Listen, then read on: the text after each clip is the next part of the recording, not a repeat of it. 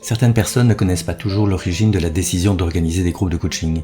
Ils ne voient pas forcément leur utilité et donc leur importance. Lorsqu'un patron prend le temps de concevoir la vision de son projet d'entreprise, il en définit l'identité, la finalité du métier, ainsi que son utilité sociétale, c'est-à-dire la mission. Par exemple, pour une société de consultance, ça pourrait être de rendre disponibles des ressources nécessaires à de grandes entreprises qui doivent réaliser des changements importants alors qu'elles n'ont pas forcément les ressources en interne. Ces entreprises clientes ont besoin de consultants dont les compétences de compréhension et d'analyse, ainsi que de leadership, sont au-dessus de la moyenne, car elles ont besoin que ces professionnels comprennent rapidement la situation et soient source d'analyse et de suggestions alternatives, qu'ils soient capables de mettre en œuvre leurs plans et de les mener à terme.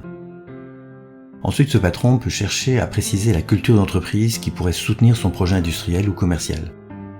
Il est question de choisir la configuration, les valeurs, les croyances et les attitudes attendues, puis de réfléchir aux moyens pour les mettre en œuvre. Par exemple, être actif, orienter système, prendre le feedback, donner à chacun la possibilité de se dépasser. Tout cela devrait s'exprimer dans les événements, dans les formations, l'organisation, les évaluations. Pour certaines entreprises, des groupes de coaching sont un de ces moyens, qui sont organisés pour toutes les personnes particulièrement stratégiques. Être invité dans ces groupes est dès lors un compliment.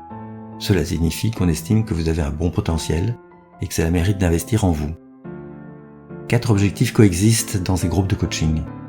D'abord, donner un cadre de temps pour que les personnes puissent échanger sur des situations difficiles et donc d'utiliser l'intelligence collective. Dans ces entreprises, quand une personne a un souci, elle n'est pas seule pour le résoudre. Elle peut compter sur les autres.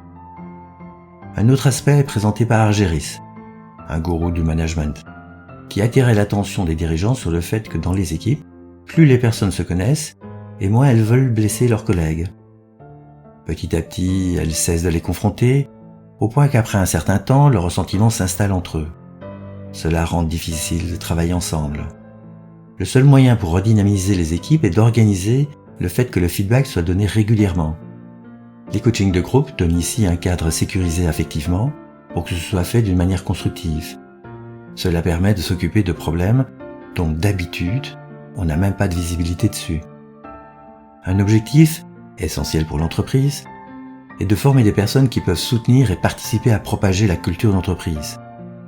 Si le patron s'occupe dans les débuts d'expliquer l'esprit avec lequel il souhaite que le métier de l'entreprise se déroule, à partir d'une certaine taille, il ne peut plus faire cela tout seul.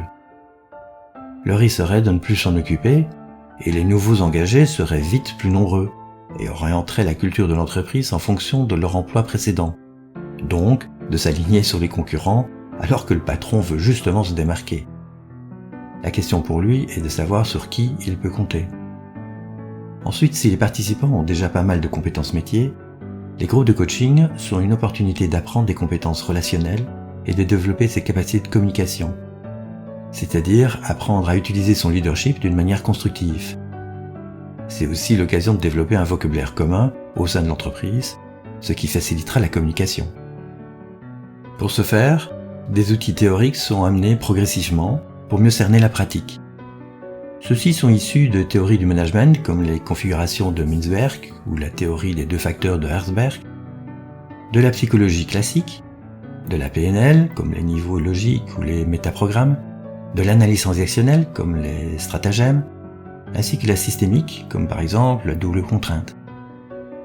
Il recouvre des techniques verbales qui donnent une plus grande fluidité, précision et efficacité dans les échanges relationnels, des théories explicatives qui aident à mieux comprendre les situations professionnelles, des grilles d'analyse qui permettent d'aller plus en profondeur dans la compréhension des problématiques, des process d'action qui favorisent l'efficacité et la facilité d'agir, et des stratégies cognitives qui enrichissent par exemple l'apprentissage, la créativité, la prise de décision, la motivation et la gestion des émotions.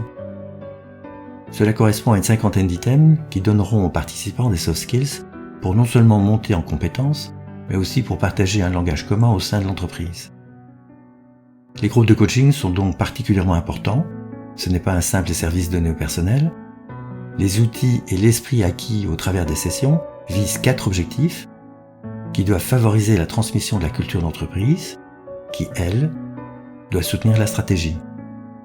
Néanmoins, de tels groupes de coaching ne sont efficaces que lorsqu'il y a de la confiance entre les participants. Et ça se construit, particulièrement par la participation active de chacun à chaque session.